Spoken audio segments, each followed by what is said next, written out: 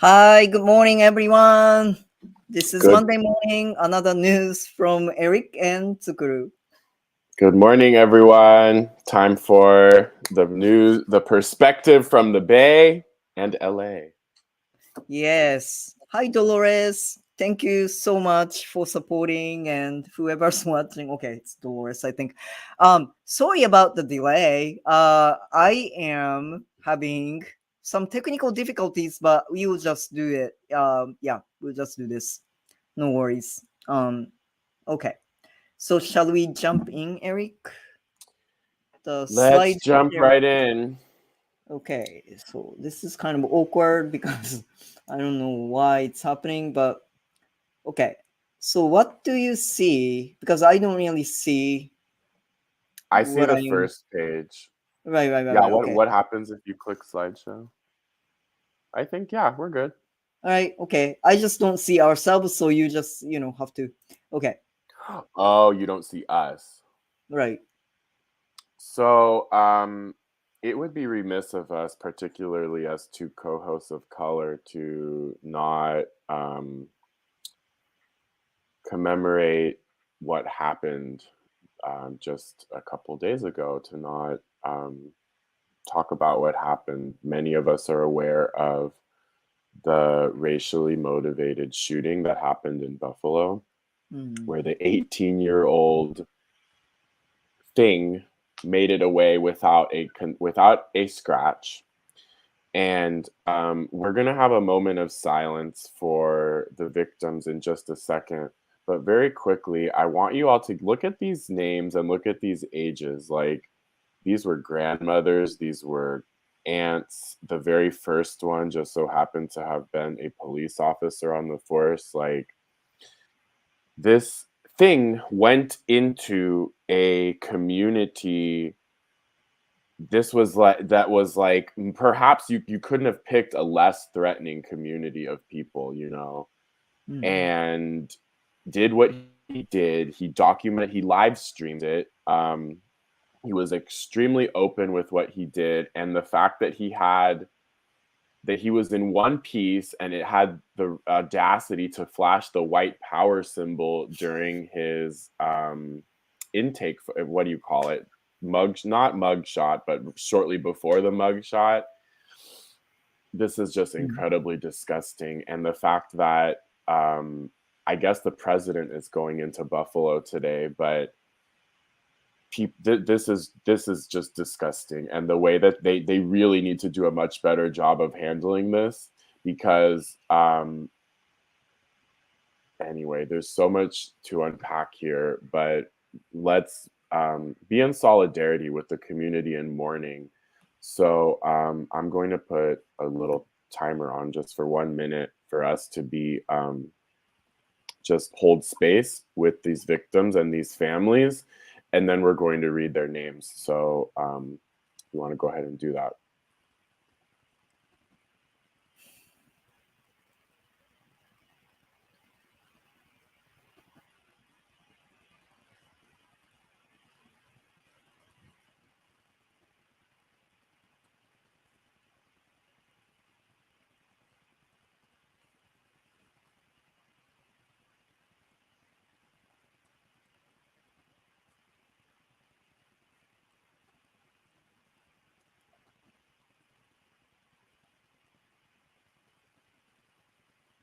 So their names are Aaron Salter, age 55, Pearlie Young, age 77, Deacon Hayward Patterson, age 67, Roberta A. Drury, age 32, Margus D. Morrison, age 52, Ruth Whitfield, age 86, Catherine Massey, age 72, Celestine Cheney, age 65, Andre McNeil, age 53, Geraldine Talley, age 62.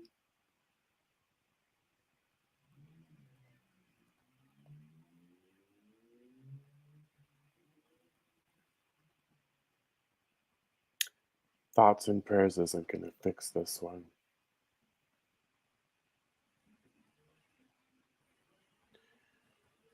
We remember each of these individuals left behind a whole legacy and a whole family that was just mercilessly taken out. Let's move on.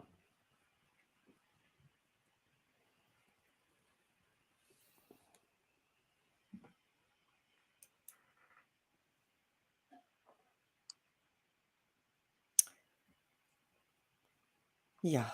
Okay. Um. So, um, unfortunately, like as you guys are probably all aware, the mass shootings this year have been. I mean, there's been a lot, and um, yesterday, Laguna Woods, in the community not far from, not too far from LA because it's in Orange County. There's a mass shooting at the church as well. They're still investigating the motive for it, but this Taiwanese church in Laguna Woods, Orange County, California, one killed, I think five wounded.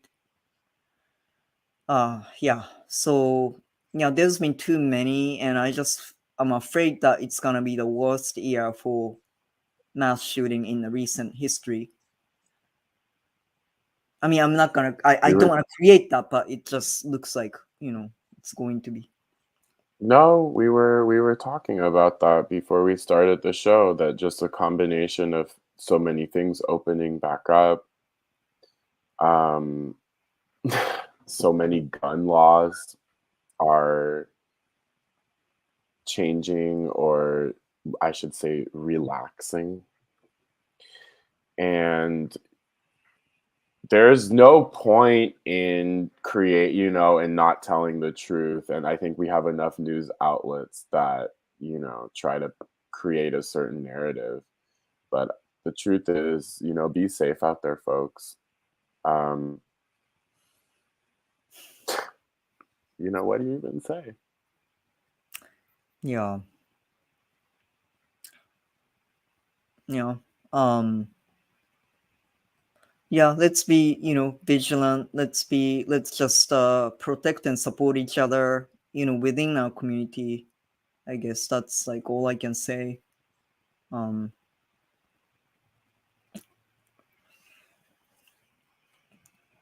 Okay.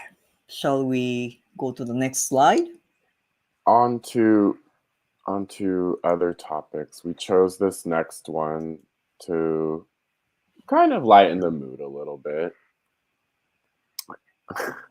Okay. So What yeah. about my koi Um, pond? I know. Okay, I'm kind of ashamed because I'm in LA. Luckily, I'm not in a wealthy neighborhood like this, but it's so. As you guys know, we are having like the worst water crisis in California right now, and there will be water restrictions if not already. I guess there are already water restrictions in some communities, but here in LA, we have been issued warning that it's coming, right? So now these like rich folks are kind of flipping. They are Losing concerned their about their koi shit. ponds. Yeah. Um, yeah, what is it? I was like reading it to Eric before we started because I'm sorry, it's just really funny to me. Kind of in a very bad way. But so anyway, yeah. Yeah. Okay, this guy or this person, we have a few large koi pond with over 100 fish. One person said during an angst-filled town hall meeting of the last I don't even know how to pronounce this neighborhood, the name of this neighborhood, but uh, Oh, Virgins. Las Virgenes? Is that what it is? I don't know. Virgenes. Las Virgenes. Oh, okay. Municipal Water District is there a special exemption for them? So this guy's asking like special exemption for fish. Yeah. How long can we run water to top of our pools? If we are always on the water budget, can we wash our cars once a week? No, you don't wash your car in the middle of a drought. No. Right. Oh God. Yeah. Um. Here, a woman bemoans spending $8,000 on drought-tolerant native bent grass that, due to water restrictions, might die before it can get established. I should be able to water it until it gets deep enough roots, so it will require very little at that time, she said. Okay. I thought Um, the point was to get drought-resistant plants. yeah, But you have I to, like, just don't water it know. to establish, I guess. I don't know. I have a black thumb. I don't know how to make things grow. That's why I work with animals. I just don't, it blows my mind, like, all the time, like, how out of touch these people are. I mean, oh, God. Yeah, Lana, you said it. People are spoiled. And the thing is like, I don't know. So I work a lot with tourists, right? Tourists tend to be Yeah. wealthy. And it's so interesting. Phenomenon I have observed a couple times is like when the kids are better behaved than their parents. And I'm just like, yeah, people are spoiled, right? But like they get it from somewhere, right? Like they're raised that way or Mm, whatever.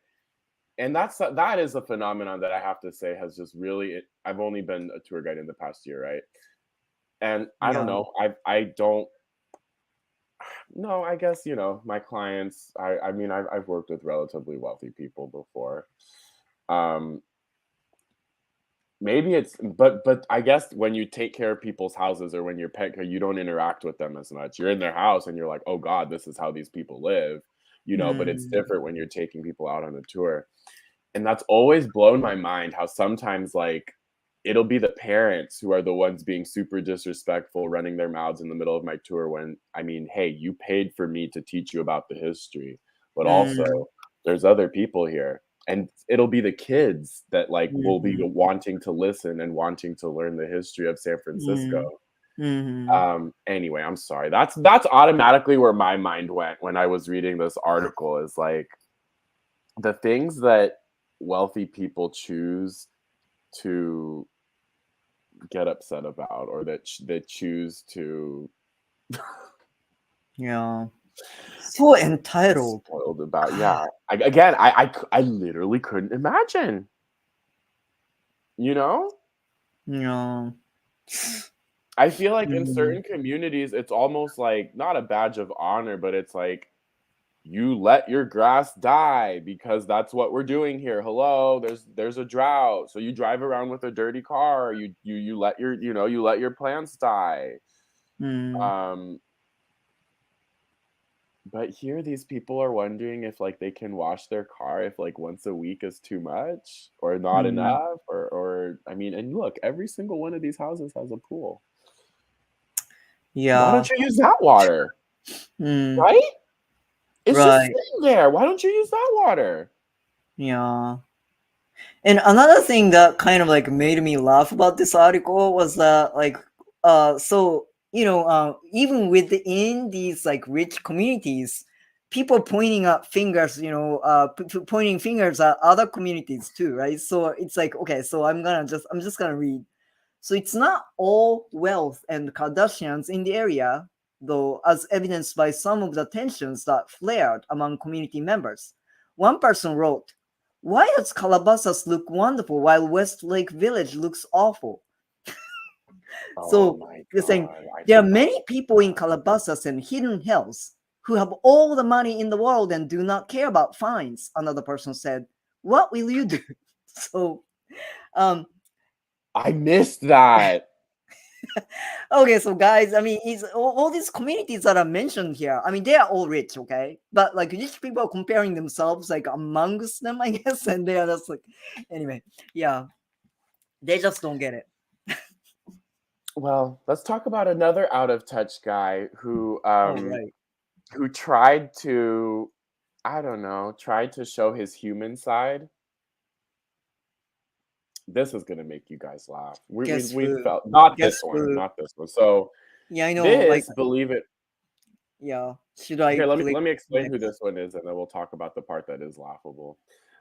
This is actually Jeff Bezos' adopted father in a portrait from Cuba.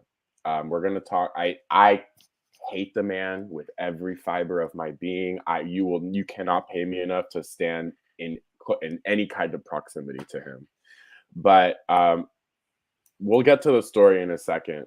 But wait, can we go back to the picture really Oh, quickly? sorry. Okay, hold on. Um, I just thought this was a very beautiful portrait of Bezos's adopted father's family in Cuba. Um, I wanted to include this one and include this picture as well. And it reminds me of some of the portraits that my mother's family took of themselves in El Salvador. But Mm, anyway, yeah, onto the rest of the story. right. Okay. Because I actually learned some things that I did not know about Jeff Bezos. I assumed Jeff Bezos was Latino. He kind of looks like he could be Latino. Um, Yeah. Right. anyway, do you want to read the Sukru? Okay. So yeah, this is about his adopted Jeff Bezos' adopted father who is from Cuba. So his name is Miguel. So he moved to the US after Castro seized power in Cuba and nationalized his father's successful lumber mill business. He went to college before working for Exxon and saving up enough cash to inject $245,573 into Amazon when Bezos was setting it up. He really started at the bottom, didn't he? Oh, poor Jeff Bezos. He really has that immigrant story. You guys think this is something. Wait until you see what we're going to show you next. Wait until you see what we're Okay. about to show you. But I think this is very important for people to realize is that like Jeff Bezos, he had this huge cash injection right after his parents worked for Exxon. Who's the other guy? The guy that lives in Nebraska, Buffett. His dad was like a very powerful congressman. Mm, Um, Washington State, Microsoft, Gates. His parents both were like on the boards for IBM. mm, I want to say this before we move on. Actually, this is okay. a phenomena that I've only encountered since moving back to San Francisco 3 years ago. And I swear, the next person that tells me like I'm gonna lose my shit, the next person that tells me that Mark Zuckerberg, like his mom was only a doctor or what something like that, like I'm gonna throw my entire damn laptop, Yeah. dude. Yeah. If you think that that's I starting at know. the bottom, Right. and if you think that having a parent that first of all went to college, not to mention that this guy started out at a dorm room in Harvard, right? So let's just not even talk about what it takes to get you there. But I really think Americans are really so out of touch with a lot of these people that we admire and a lot of these people that we think are just these heroes, like the other idiot, the guy from I'm in a way it's good I can't remember these guys' names. Tesla, right? His dad owned a freaking emerald mine during apartheid Africa, like quite literally blood money. So why do we worship these guys who are hoarding all the wealth? Who I lived in Tampa and have a little understanding of the white Cubans and their mindset. They were helped by the federal government a lot more than other immigrants. That's part of why they are successful and mostly Republican. That's a very interesting point Mm, because I yeah, didn't know the interesting. first part about Me that the neither. Huh. federal government helped them more, but I do know that they tend to be Republican Mm, and they have a much easier time immigrating into Cuba than immigrants from in other parts of the country Mm, immigrate to their country. And actually, this is something that I touch on um, in my mission food tour here in San Francisco, because while we might have large Mexican influence, large Central American influence, we don't have a very large Cuban influence here in San Francisco. Most of it mm, is geographic. But you touch on a very interesting point there that I was doing a little bit of research about this, that the Florida government, because it's a Republican state, it's a swing state, right? But for the leadership for the most part is Republican, right? mm, The state mm, legislature and all that. Um, I was reading that they do a lot to make it easier for Cuban immigrants to immigrate there than, for example, like we saw what happened earlier with the Haitian immigrants. And mm, we don't have to go down the rabbit hole of how hard they make it for people at the southern border. mm, mhm, mhm. Um, but that is incredibly interesting. Yeah, yeah. Also, I was reading something, I'm not sure if this is true or not, but like Desi Arnaz, I Love Lucy's husband, Mm, I was reading this article where it's like people like him, what you say, white Cubans, they were given positions in pop culture and in the media well before any other Latinos were given any kind of interesting. prominence or any kind of space. And actually, I want to make one more point that I think Mm, that it's related to this topic. How many of us are familiar with Celia de la Cruz? She's a very, very, very, very, very well known.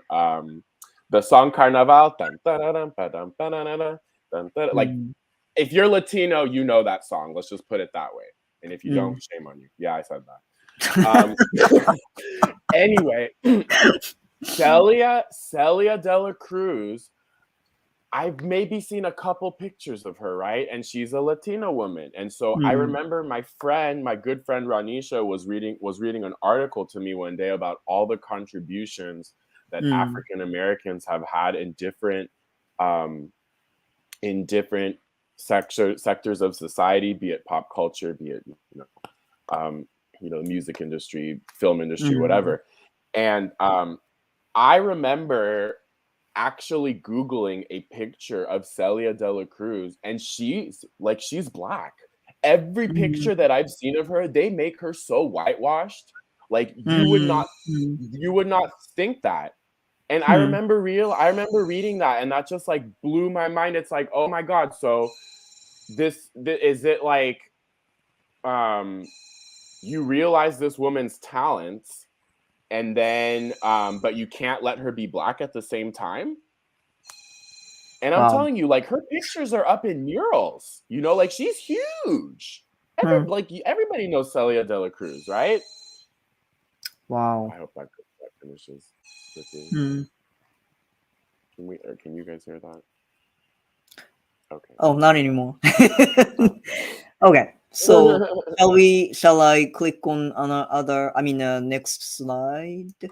Yeah, I yeah. guess. All Let's right. move on. That was a very interesting point, and that's something I really like Oh, right. about the nature of this. Oh, so this is the lovely Amazon family. Um, I guess I wanted to contrast the two pictures. It's like first Mm, we had a beautiful immigrant story. Now we have a bunch of crooks who Miguel now likes to go by Mike, but his name is we're gonna call him Miguel. oh, wow. Yeah. I think that's Anyway, him right there in the middle. I just had to, yeah. It's just so appalling to me that like Jeff Bezos, here he is like talking about hardships that immigrants face, but he has no problem whatsoever exploiting his workers. I mean, what a contradiction, right? Who I'm sure are a large part of which are immigrants. Right, right, right. Yeah.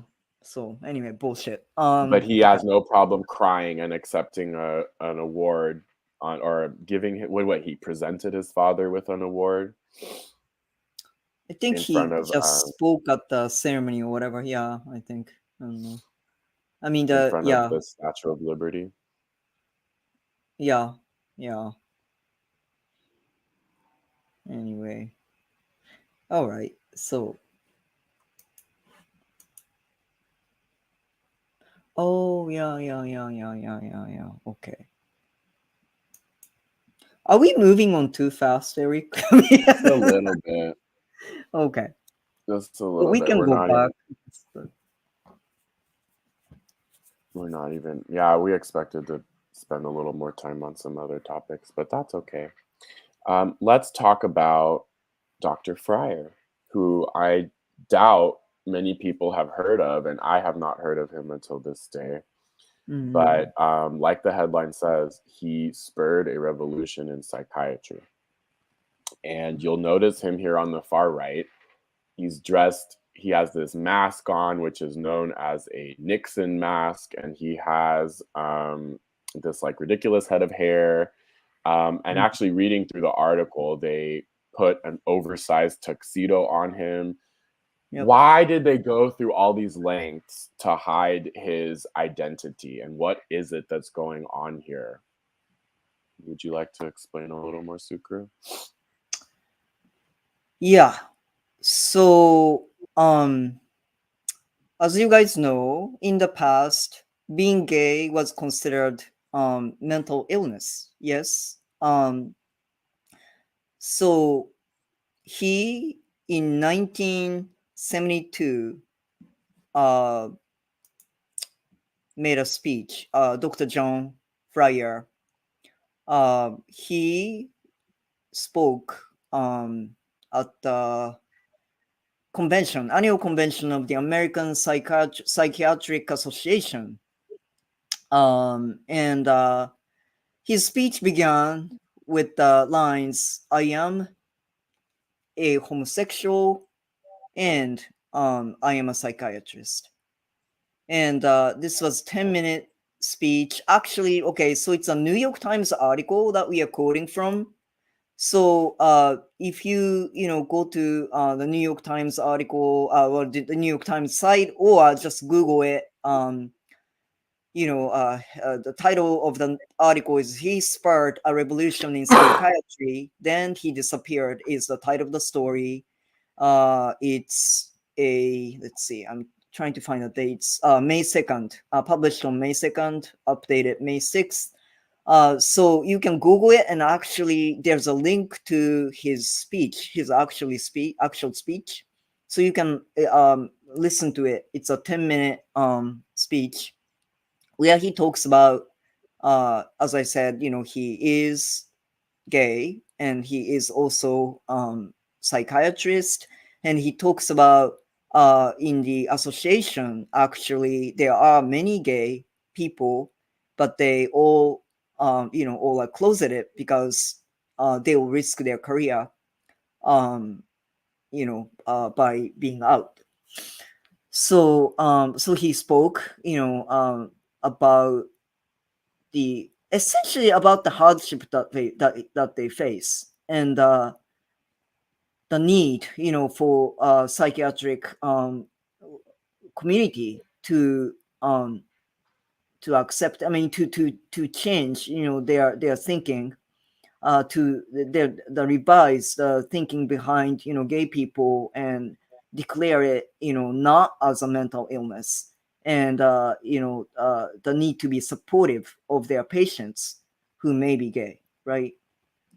So, and that actually changed the history, because the speech was made in 1972, but and in 1973 the the association changed the definition of homosexuality, and they declared it's not a mental illness. So yeah, I got really emotional when I was reading this, as I think you did. You shared that you did as well. yeah, Because I mean, talking about my sexuality, there's no way that I could hide that from any therapist or psychiatrist that I've had throughout the years. And I really do feel as though this was a very pivotal point in the history of gay rights, which, in just 2 weeks, we're going to start Pride Month. Yep. But also, um, for the medical career and for the medical field and the field of psychiatry, like for psychiatrists to come forward and openly say that, hey, these people are normal. They don't need, as a matter of fact, there are quite a few within our own ranks. That was something that was not only very necessary, it was a very brave step. But like Tsukuru was saying, not immediately, but shortly after, it just opened up so many doors for the profession to advocate for gay people. But also, I really see it as a very necessary first step before rights were then had in other categories. Like for me, without this happening, there's no way on earth that we could ever get gay marriage, right? Right. How on Right. earth, without Mm. this, like how on earth do trans people, how on earth do you even begin the conversation of hormone replacement therapy, Mm-hmm. you know? Mm-hmm. And Yeah. there's still a lot of people that would say that there's a huge difference between trans and, you know, gay and lesbian members of the LGBTQ community. It's going to I be very know. interesting to see, right? It drives me crazy. Just division, within our community, right? Um. I think it's going to be very interesting to see what happens this year because in 2020, in the literal heart of the Black Lives Matter movement, right, in the middle of the George Floyd protests, I remember sitting Mm. back and thinking to myself, like, these gays are being really damn quiet. I kind of don't like how quiet all these gays are being, but give it another week and they're going to be out there shaking their asses on the street talking about, oh, gay rights. And we've been so oppressed. Really, bitch? I didn't hear you say shit about the Black lives that people are killed, that are being killed right and left, you know? And then Mm. I don't know. I don't think that the response was as quick as it should have been. I don't think it Mm. was as large and publicized as it should have been. But I will never forget attending a one of the largest demonstrations I've ever been in San Francisco Mm. on what would have been Pride, but when nobody gathered but we weren't gathering because of COVID. And Mm. huge crowds took over Dolores Park in San Francisco. And then I won't tell the whole story, but two individual groups, our group, and then a whole other protest, which was the first annual People's March, of which this year will Mm. be the third annual. We met in the middle of the street in the Castro. It was totally unplanned the way that it happened. And it was one of the most beautiful, powerful events that I've experienced in my short life. Mm. Um, Mm. I actually got the opportunity. And it was completely led by people of color. It was the most beautiful thing. Our Mm. group was much younger. The group that met us was a bit of an older crowd and so I say that to say, like, they were all prepared for the march. They had a sound system, they had a bus, they Mm. had, they had everything prepared. And then our group was kind of winging it more or less. And Mm. I'm not going to get into the details of the cops that tried to cut us off, the cops that Mm. poured out of their vehicles with batons. And I'm thinking to myself, like, holy shit, here we Mm. are, however many years since Stonewall, right? And we're about that same exact thing is going to happen. It's been 40 damn years. I was with my friend Ranisha, who Mm. had her own moment because we got separated when the police came, because I threw myself to the front of the crowd and I said, over my dead body is this march going to stop happening because of the cops. So I took my Mm. lighter skin and I moved to the front and I said, keep it pushing, people. They're not going to touch me. And then my Mm. friend Mm. Ranisha later told me that a group of white people surrounded her and they said, you're safe. You're with us. Don't even worry. And then Mm. there was this scene where we met in the middle. And like I said, I ended up translating for a Latina trans woman who only spoke Mm. Spanish. but who mm, gave, again, it just makes me almost emotional here now, who gave a mm, very powerful speech about the need for solidarity between our communities, particularly the African American and Latino communities, and how we really mm, needed to come together. Anyway, that was 2 years ago in 2020, and I'm not trying to take the floor right now, but I'm very curious to see what the response of the LGBTQ community is going to be in 2 weeks to all of the anti-trans legislation that's sweeping across the country. But most importantly, here mm, in San Francisco, many of you may not be aware, they split the transgender district. The transgender mm. cultural district is the smallest cultural district that we have here in San Francisco, and they split it in half in the redistricting process. You can't, we don't have gay rights without people like, first of all, like this guy, like John Fryer, but certainly not without the trans women Mm. of color who put the movement on the map. Right, I'll right, get off right. my Yeah, soapbox. that's true. Yeah. Speak for a few weeks. Yeah, I mean, I've been talking with, a lot of my trans siblings, and I just feel that, okay, so, to be like perfectly honest, I have a thing, kind of like a negative views on, well, I shouldn't say negative views, but okay, so that, trans inclusion flag, right? Like, rainbow flag with the trans colors mixed in. I mean, it's wonderful. Okay, it's wonderful, but it's not enough to display that flag and say trans is beautiful.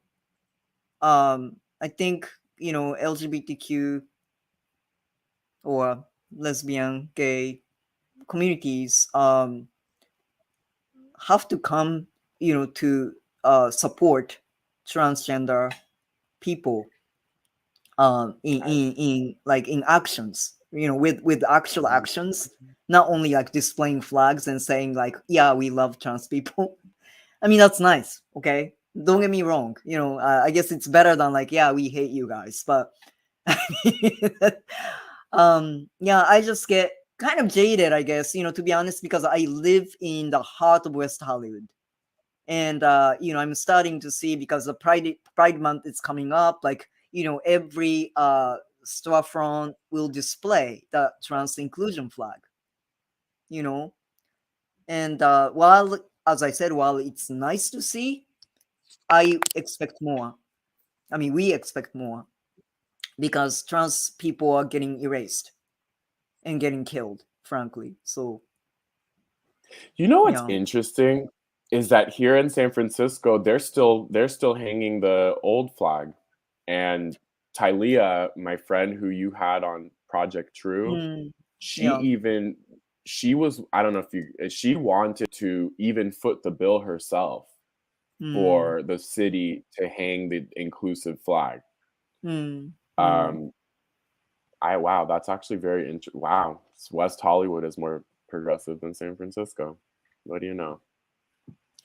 Yeah, okay. So In again, that I'm sense, jaded. in that Sorry, I'm regard. just Yeah, jaded. yeah, I'm yeah, yeah. sorry. I feel like, I'm like such a yeah. Anyway, I feel like I'm being a jerk, but it's yeah. No, I when I moved to West Hollywood last year, that actually was like visually what surprised me, because I moved in mid May of last year to West Hollywood, and then I started to see like all these inclusive flags. I'm like, well, that's nice, but I don't know, it's like it just kind of felt, um as we like to say, I guess it's like some of it looks really performative to me.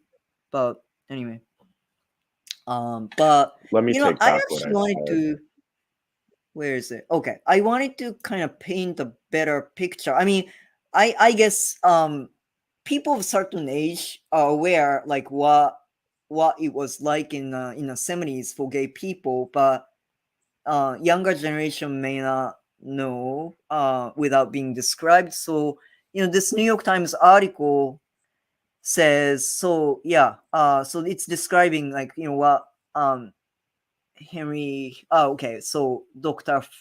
Fryer did. But so for the next 10 minutes, Henry Anonymous MD, this is what he had asked to be called, described the secret world of gay psychiatrists. Officially, they did not exist. Homosexuality was categorized as a mental illness, so acknowledging it would result in the revocation of one's medical license and the loss of a career. In 42 states, sodomy was a crime. Um, so all of us have something to lose, he said. We may not be under consideration for a professorship. The analyst down the street may stop referring us his overflow. Our supervisor may ask us to take a leave of absence. And this is actually what happened to Dr. Fryer. He was I think in the article like twice, I think he was either like fired or asked to leave But hold on. because Even can I say something really yeah, quickly? Even sure. before that, this man was a genius. He went to college at like Mhm. 13. He went to medical school at 19. So aside from all of that, this man was a prodigy, forget the fact for a quick second, forget the fact that he was gay. The man was a pioneer and groundbreaking genius in his field. And it's Mm. quite ridiculous, to say the least, that he faced all these hurdles um, because of his sexual orientation. And the part of the article that really pissed me off? There was a part What? of the article where it talked about how you could be gay but not Oh flamboyant. God, You could God, be I know, flamboyant but not gay, but you can't be both. And I almost threw my computer. I know, I know, I know. I was Yeah, so pissed. Like, oh my God, the ignorance. Like, if and the man actually, does that his was job, after. Yeah, that was after his speech, though, right? I believe that happened like that after. I'm not Oh, that I'm hold not on, sure hold of. on. Let me just I thought it was before, but I could be wrong. let's see, let's see, let's see. Keep talking, Eric. You are good at talking. Oh yeah, yeah. Hold on, um, hold on, hold on. Yeah, yeah. Okay, hold on. Okay, so ta ta ta ta ta. Yeah, so he made a speech, and yes, Dr. Fryer returned to the rambling Victorian house where he lived in Germantown with his Doberman and the medical students he took in as boarders. He remained himself by turns generous and overbearing, charismatic and acerbic, switching on his Kentucky accent when it suited him. He still didn't have tenure, and his career path was as tenuous as ever. In 1973, the APA voted to declassify homosexuality, and Dr. Fryer lost another job, this one at Friends Hospital. Again, an administrator called him into his office. If you're gay and not flamboyant, we would keep you.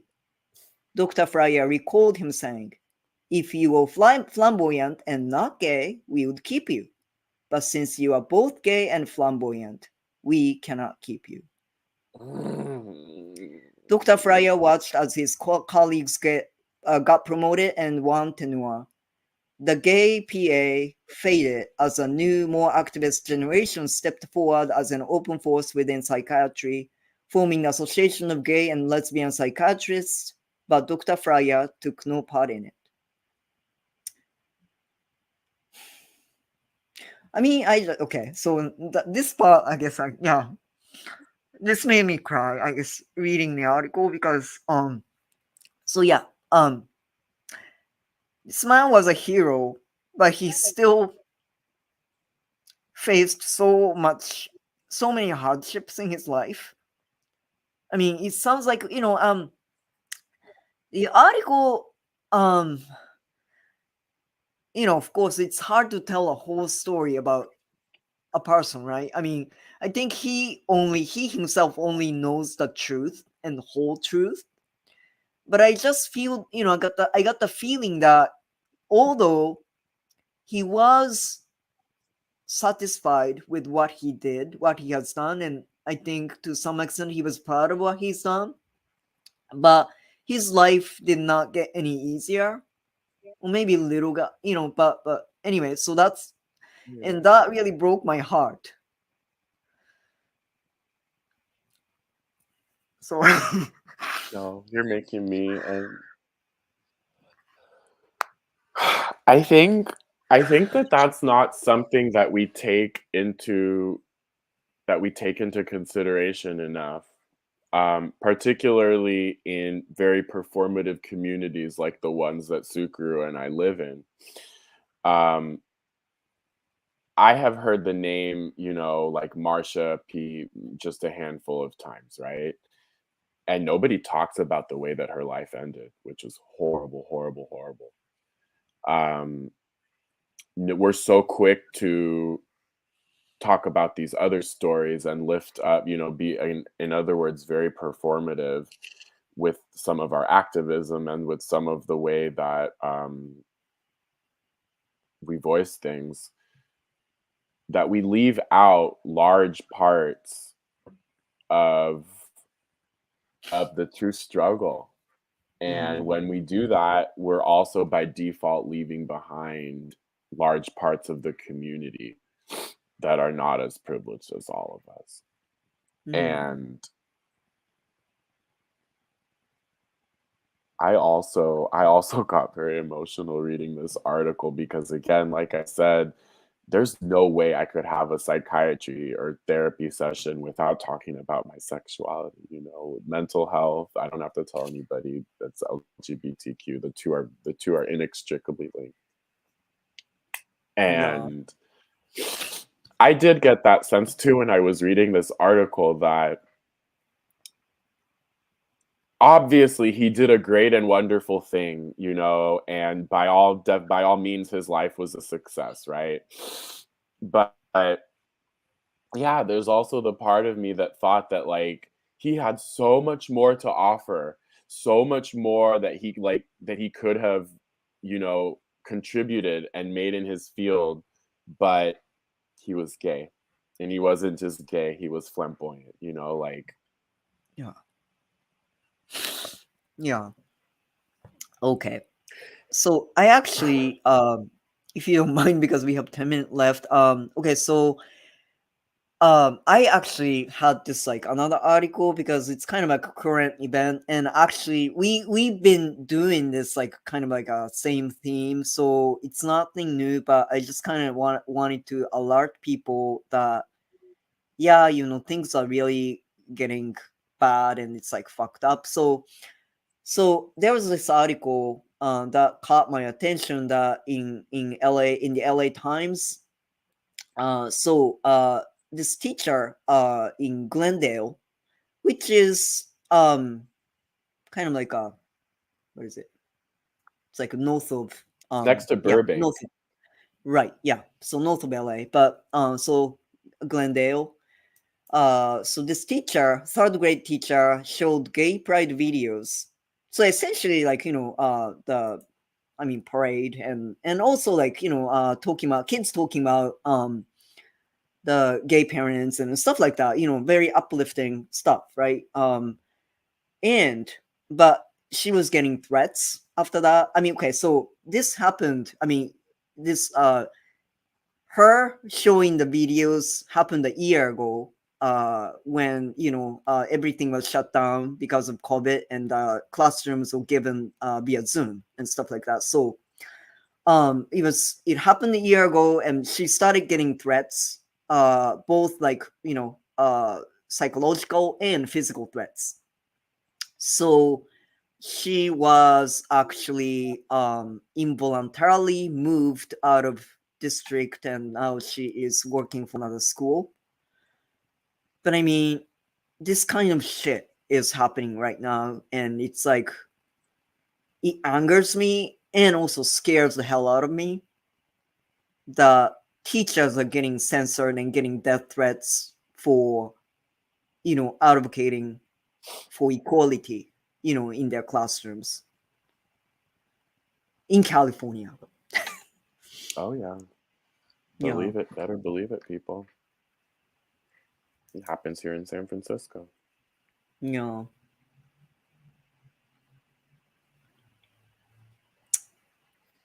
And the thing that I always come back to, especially having been raised in a conservative household, is how is allowing gay people and gay marriage, and essentially allowing LGBTQ individuals to have the same rights as straight people. The argument is always, oh, these people are attacking the family, these people are traditional marriage is at risk. But how is allowing people the same dignity and human rights, how is that infringing on your rights in any way? That's the disconnect that I never quite made, especially, I mean, to get back to the Supreme Court, but it's like one of the worst guys on there is in an interracial marriage. You got to marry who you love. Why? What is the big threat to allowing other Americans do the same? Yeah, never understood what the threat was, really.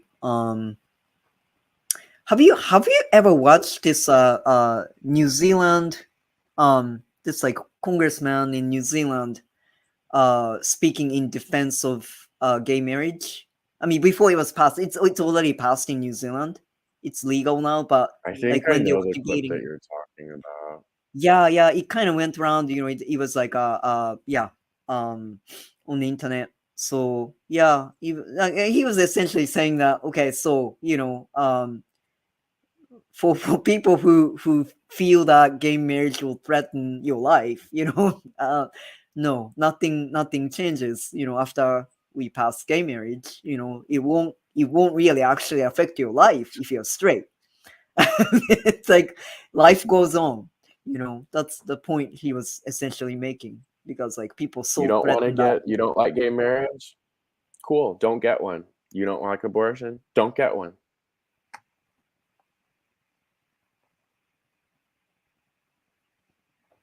But No, that's also, I mean, if it were that easy, you wouldn't be able to manufacture the consent necessary to take those rights away.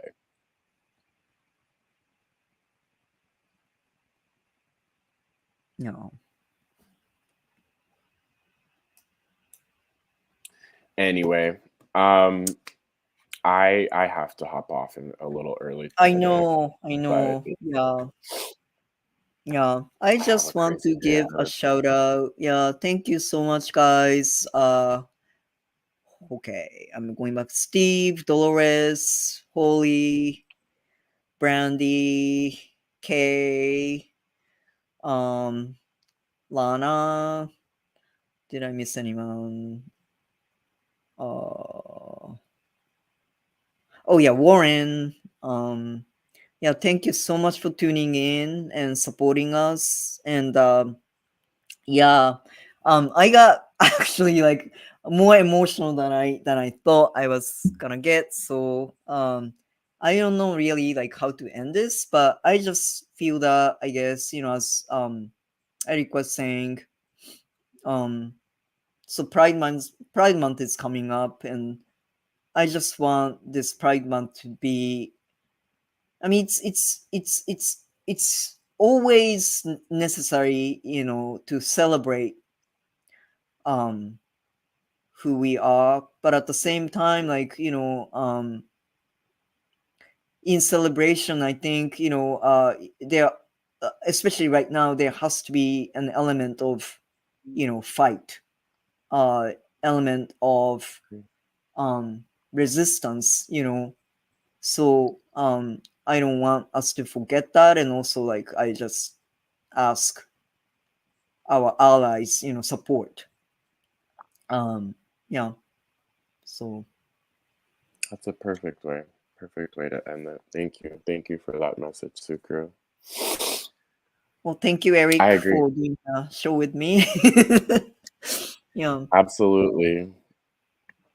Absolutely. And thank you everyone for joining us today. Yeah, and stay safe out there, everyone, and stay vigilant, and um, stay positive, I guess. Okay, thank you so much. I will run the end note Bye for. everyone.